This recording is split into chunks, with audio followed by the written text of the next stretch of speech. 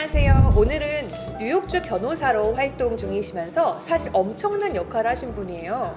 이지수 변호사님과 함께하고 있습니다. 아유, 반갑습니다. 안녕하십니까. 변호사님 만나고 싶었어요. 아유, 감사합니다. 자기소개 좀 간단히 해주세요. 많은 분들이 이제 가장 많이 기억해 주시는 부분이 이제 타임지 표지에 오른 그 The Negotiator, 네. 협상가라고 하는 제목으로 올라간 그 부분을 많이 기억을 해주고 계시죠. 그 문재인 대통령께서 후보이시던 시절에 그러니까 대통령이었으면은 사실 더 진행이 수월하셨을 그렇죠, 텐데 그렇죠. 그때는 후보이셨던 맞습니다. 시절이셨잖아요. 근데 그때 타임지의 표지에 커버 스토리에 나왔었다는 거는 쉽지 않은 일인데 많은 정치에 심지어 관심이 없으신 분들도 네. 기억하시는 이슈인데도 불구하고 거기에서 그 일을 과연 누가 했는지에 대해서는 모르시는 분들이 굉장히 많아요. 네. 그 기억하시는 분들 계실 것 같은데 이거 보면 기억나실 것 같아요. 제가 잠깐 뒤에서 떼왔는데 그죠?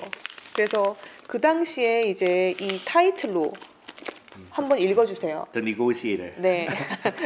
그래서 협상가라는 그런 어떤 타이틀로 해서 그때 이 사진 기억하시는 분들 굉장히 많으실 텐데 사실은 변호사님이 협상가셨네요. 비하인드 스토리 좀 풀어주세요.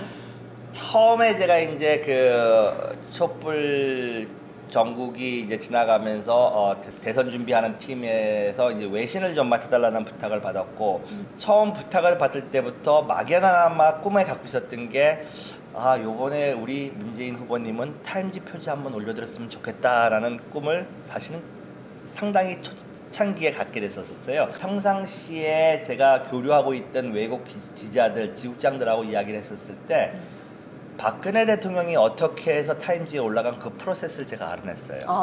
그걸 알았기 때문에 그 프로세스에 내가 접근만 할 수 있다면 우리 후보님이라고 못 올릴 방법은 없다. 타임지의 표지에 올려드린 거는 노력을 하면 된다라는 생각을 했는데 제가 침해할 수 없는 거는 그들의 편집권이에요. 맞아요. 과연 우리 후보님을 좋게 평가하는 제목으로 나갈지 나쁜 평가로 나갈지는 하나의 제가 거래할 모험이었었어요. 그럼에도 불구하고 해보자라고 했던 거고 한 달여의 줄다리기가 있었습니다. 제가 잠깐만 좀 소개를 해드리자면 한 달이나. 예, 처음에 이제 타임지 쪽에서 연락이 왔어요. 제가 외신 대변이니까 문재인 후보가 그 당시에 이제 1등을 달리고 있으니 취재를 좀 했으면 좋겠다. 근데 다만 그들이 처음에 저에게 연락을 왔었던 부분은 이 부분을 공개를 해도 될지 모르겠습니다. 이제 시간이 지났으니까. 자기네들의 기획 의도, 그러니까 취재 기획은 안철수 후보와 문재인 후보를 반반 취재하겠다라는 뜻을 저에게 처음에 전해오더라고요. 근데 당시에 안철수 후보는 저희와는 경쟁 관계에 있지 않았습니까? 그래서 이제 혼자 생각을 했죠. 어떻게든지 이 물줄기를 문재인 후보님 쪽으로 돌려야만이 표지에도 올라갈 것이고 그래야만이 우리가 노리는 어떤 효과를 노릴 것이다 라고 생각을 하고 그 당시에 저거를 담당했던 기자는 북경 특파원으로 있는 캠벨이라고 하는 기자였고 그거를 총지휘하고 있는 분은 조로라고 하는 홍콩에 있는 편집장이었었습니다. 근데 이제 계속 소통을 하다 보니까 캠벨 기자가 어느 날 서울에 오겠다. 취재를 하기 위해서 올 테니 네가 좀 만나다오라고 해서 만났는데 이제 그 캠벨이라고 하는 기자가 성격이 아주 호탕하더라고요. 그 당시에 4월 15일 날 캠벨 기자가 왔는데 4월 16일 날 세월호 3주기 행사가 안산에서 있었습니다. 외국에서는 하면 안 될 게 뭐냐면 기자의 영역을 침해해서는 절대 안 됩니다. 그거는 내가 그들에게 기사를 쓰게끔 정보를 제공해주고 사실관계는 제공해줄지언정 그들이 기사 쓰는 내용이라든지 뭐 어떤 거를 타이틀로 뽑는지 이런 건 철저한 독립되어야 되고 보호받아야 될 영역이기 때문에 그 캠벨 기자한테 제가 그랬죠. 그 다음 날 내가 조선호텔 1층에 7시까지 갈 테니 택시 타고 나랑 그날 하루만 어딜 가자.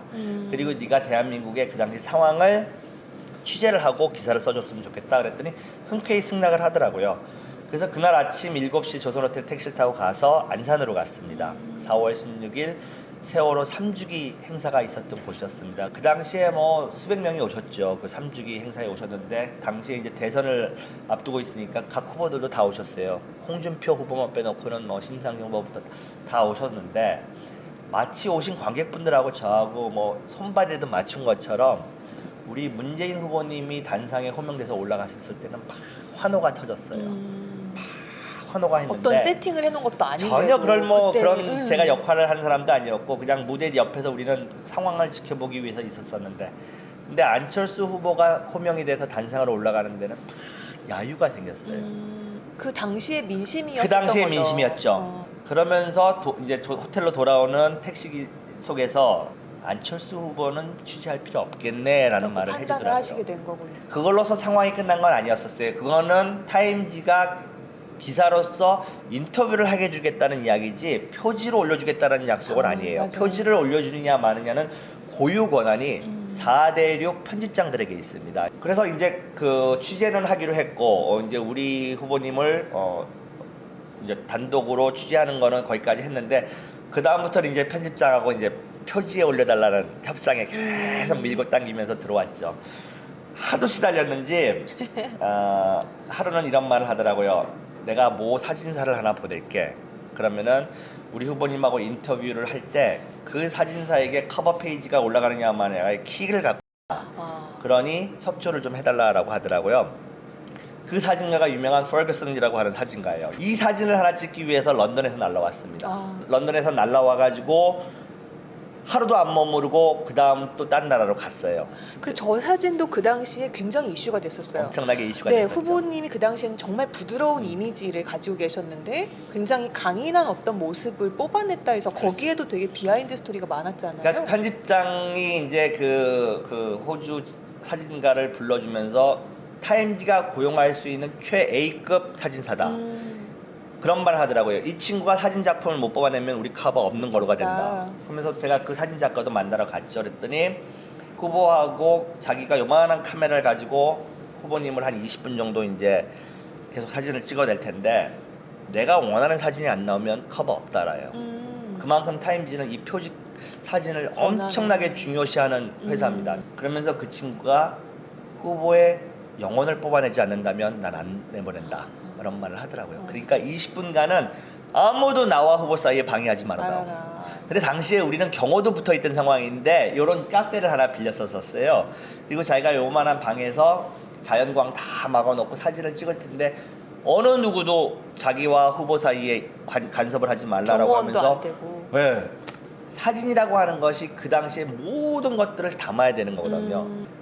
그러면서 저는 그 사진을 찍는 동안에 얼마나 불안했겠어요. 저 사진사가 원하는 사진이 안 나온다면 이 모든 프로젝트, 내가 정성을 쏟았던 이 모든 프로젝트가 물거품이 되는. 그 사진사 눈만 계속 따라다니면서 이렇게 한 거예요. 사진 뽑았니? 그랬더니 저쪽에서 이러더라고요. 너무 안심되셨겠어요. 와, 거기서 됐구나. 됐구나 라는 생각을 한 거죠. 나는 그 친구가 또 나를 안 봐주길래 이렇게 다니면서 열심히 이렇게 했더니 그 친구가 이러더라고요. 그래서 됐구나, 뽑아냈구나 사진은. 그래서 이제 협상이 이제 순조롭게 진행이 됐죠. 판매 부스도 어마어마했었잖아요. 그쵸? 예. 판매 부스가 진짜 그 당시에 참 우리나라에서는 구하기조차 힘들 정도로 뭐 완판이 됐었다라는 말을 제가 들었고요. 평소에 타임지가 우리나라에서 보통 평균적으로 2,000부에서 2,500부 정도가 팔리는 책입니다. 네. 그러니까 잡지입니다. 그런데 그 니고시에이터라고 하는 그 판은 14만 부가 팔렸다고 엄청나네요. 진짜 엄청난 몇 배 거였죠. 정도가 아니라. 그러니까 뭐 그 홍콩에 있는 편집장도 속된 말로 대박 났다라고 해가지고 저한테 오히려 나중에는 이제 감사하는 고맙다고. 상황이 됐는데 네. 그만큼 타임지에서도 놀랬던 사건이었고 와 대한민국의 문재인 당시 후보가 이렇게까지 큰 파장을 일으킬 수 있을지는 그들도 예상을 못했던 거고 정말 많은 분들이 그 소장하고 계신 분들도 지금도 많이 계시더라고요. 그런 거를 기획했었고 처음부터 끝까지 책임지고 완수했던 사람입니다. 정치권에서 제안을 이제 입당 제안을 받으셨을 때 기분이 어떠셨어요? 저는 처음에는 솔직히 거절했어요. 나는 한 번도 내가 정치를 해보겠다라는 생각을 하면서 시민단체 활동을 한 적도 없었고 시민단체 활동을 이제 오래 하다 보면은 모든 분들의 공통점이 하나가 장벽에 딱 부딪히게 됩니다.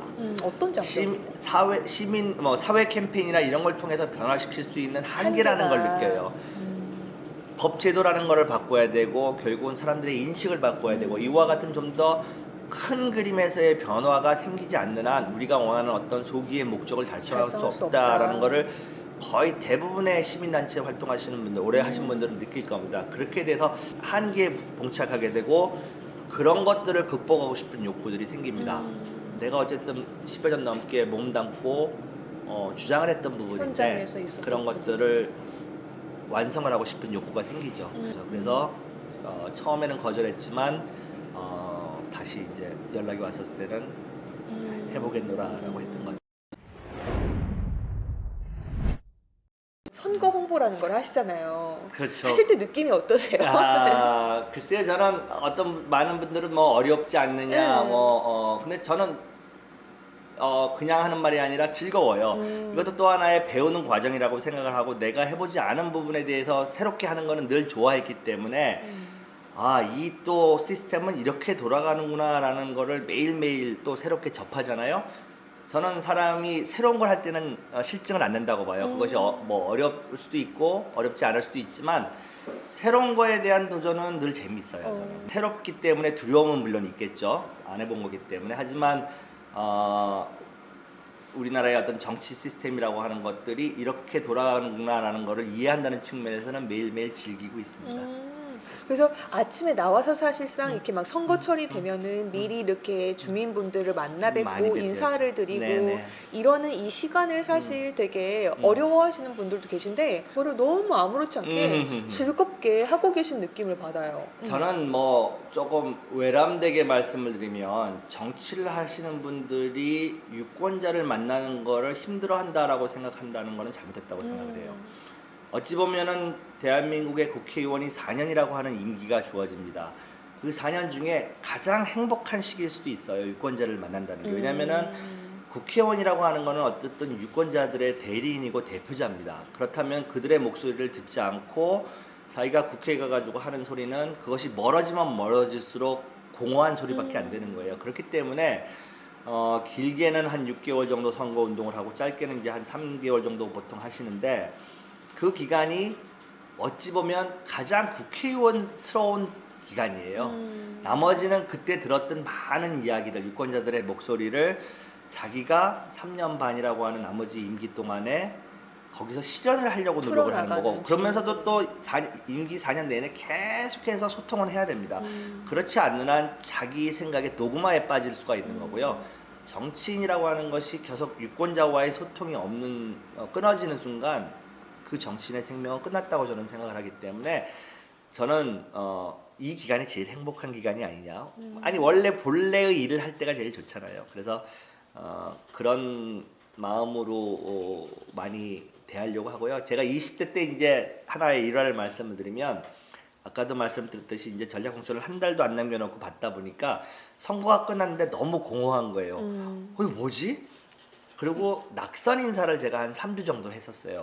낙선 인사도 낙선 굉장히 인사를 꾸준히 3주 동안 성실하게 했었어요. 하셨어요. 그때 느끼면서 뭘 했냐면 나는 순서가 바뀐 것뿐이야. 원래는 유권자와 대화를 먼저 하고 해야 된다. 그러한 생각들이 이제 정리가 되면서 국회의원이라든지 이런 걸 도전을 하는 게 맞는 순서인데 나는 상황이 급하게 흐르다 보니까 순서를 바꿔서 한 것뿐이야 라고 하면서 그 당시 낙선 인사를 한 3주를 하면서 너무너무 즐거웠었어요. 이렇게 혼자 다니면은 뭐 비타 500도 한 병씩 주시는 분도 있고 이제 그때서 오셔가지고 하고 싶은 이야기들을 허심탄회하게 하시는 유권자들을 보면서 이게 맛이지 이거 하려고 국회의원 하려는 거 아니야 라는 생각을 했기 때문에 유권자를 만나는 거는 저는 재밌어요. 재미있고 그분들이 생각이 나와 틀릴 수도 있고 같을 수도 있고 비슷할 수도 있고 저를 때로는 욕하시는 분들도 있지만 그 모든 것들이 우리의 민의입니다. 민의이기 때문에 그것을 그들의 공통점을 찾고 이것을 나와 틀린 사람과 같은 사람의 분명히 공통적인 궤가 있어요. 그거를 찾아내는 게 국회의원 내지는 정치인의 역할이기 때문에 그 부분들은 충실히 하려고 합니다. 변호사로서 어떻게 보면은 시민단체 활동도 하시고 이러면서 꾸준히 그 시민들의 어떤 어려움을 대변하는 일을 해오신 거잖아요. 그거를 이제 정치라는 프레임에서 또 풀어나가시는 그런 어떤 시도를 하시는 거라는 생각이 그렇죠. 들었어요. 뭐 일단은 꿈은 그렇게 꾸고 있고 목표도 그렇게 잡고 있는데 또 제도권 정치로 들어갔었을 때 또 한계들도 많이 있더라고요. 저도 이제 지난 20대 때 총선에 같이 도전했다가 성공해가지고 그 국회에 들어가신 분들도 있고 그분들을 자주 만나는데 밖에서 자기가 생각했던 꿈을 실현하려고 할 때 그 안에서의 어떤 장애 또 우리는 변화돼야 된다. 우리는 많은 것들을 공유해야 된다 이런 생각들을 하는 분들이 많은가 하면은 국민들 중에서도 그렇지 않은 그런 거에 대해서 또 반대하시는 분들이 있잖아요. 그런 분들을 설득하는 과정이 결코 쉽지 않고 예전처럼 뭐 억누를 수 있는 시대는 아니지 않습니까? 그럼 결국은 오랜 대화나 소통을 통해서 설득을 해야 되는데 그 설득이라고 하는 것이 시간이 많이 소요됩니다. 그러다 보면 좌절할 수도 있고 또 일부에서는 전진하지 못하는 거에 대한 어떤 그 피로감, 실망감도 또 피력을 하시는 경우도 있고 그래서 그 외부 이렇게 쉽지만은 않은 과정입니다. 분명히 그렇지만 그렇다고 또 포기할 수도 없는 과정이기 때문에 뚜벅뚜벅 걸어가는 게 아닐까라는 생각을 합니다. 이제 변호사 이지수에서 현재는 예비 후보 이지수로 지금 달리고 계신 중이신데 이제 국회의원 이지수가 된다라고 한다면 이지수라는 인물은 어떤 변화가 생길까요? 저는 어제의 이지수가 오늘의 이지수고 내일의 이지수가 되려고 합니다. 또 그렇게 될 거고요. 1년차 국회의원 다르고 2년차 국회의원들이고 3년차 국회의원 다릅니다. 모습들이 벌써 본인들은 안 그러려고 노력을 하지만 근데 4선 5선들 되면은 갑자기 이제 다가갈 수 없는 그런 이제 분들이 네. 생기잖아요.